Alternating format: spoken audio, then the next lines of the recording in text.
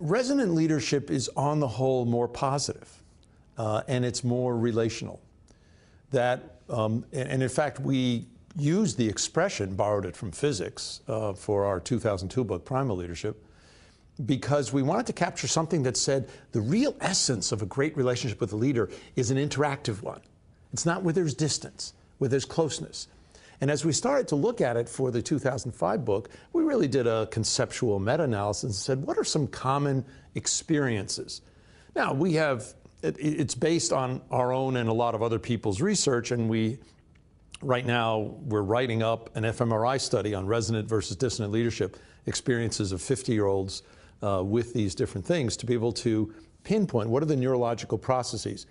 But our contention is that when you are in a resonant relationship with a leader or with a spouse or partner or anybody, you will more likely experience mindfulness, hope, compassion, and at least in Western cultures, certain Western cultures, playfulness.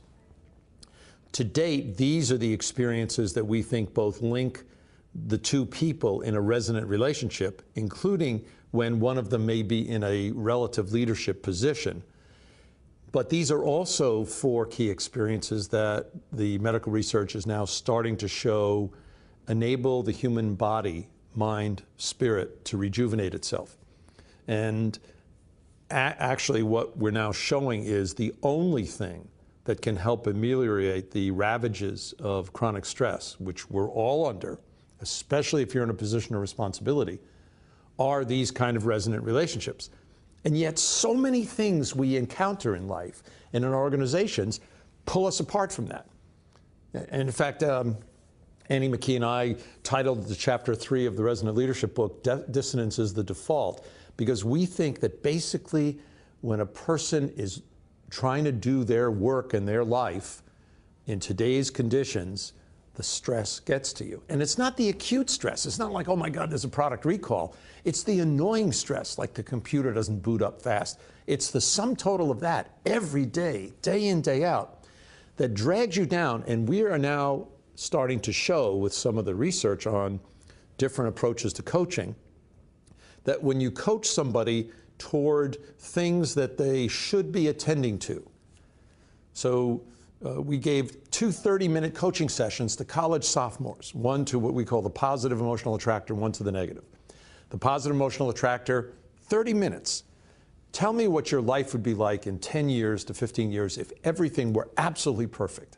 And how did your experiences at Case Western Reserve possibly help that?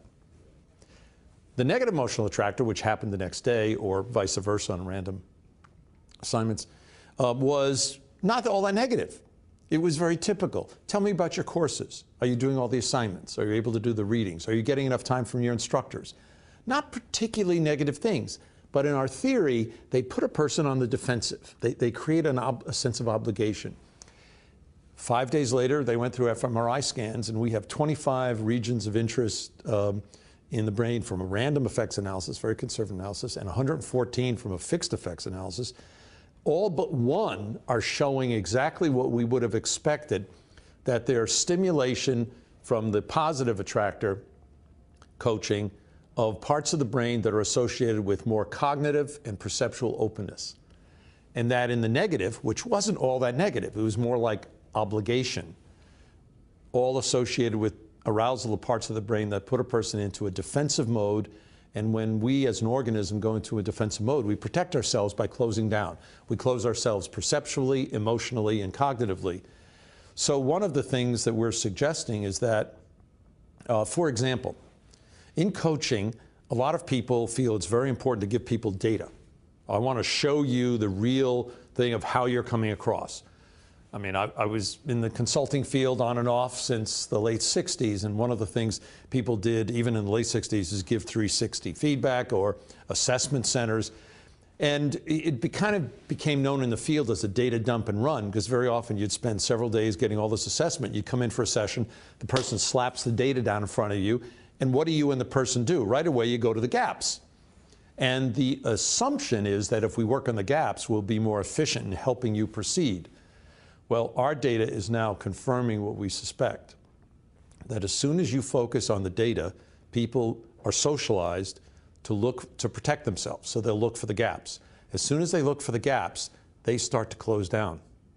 So you actually are then coaching people into a state of cognitive impairment. And yet, there are entire multi-billion-dollar parts of the coaching industry that are focused on this issue of give people the data and help them work on their weaknesses. And our contention is that while that's an important part of the process, if you do that first, you'll never get to somebody considering the possibilities. You'll never get to the sustainable effect. I mean, it's very similar, and it overlaps to some extent with what Barbara Fredrickson has done, with other things that Ed Deci has done, certainly Bob Keegan. But we actually think that what we're doing is making it a little more complex. It's something that professors are supposed to do, make things more complicated. But in the process, we're integrating the psychophysiological states with the emotional and behavioral.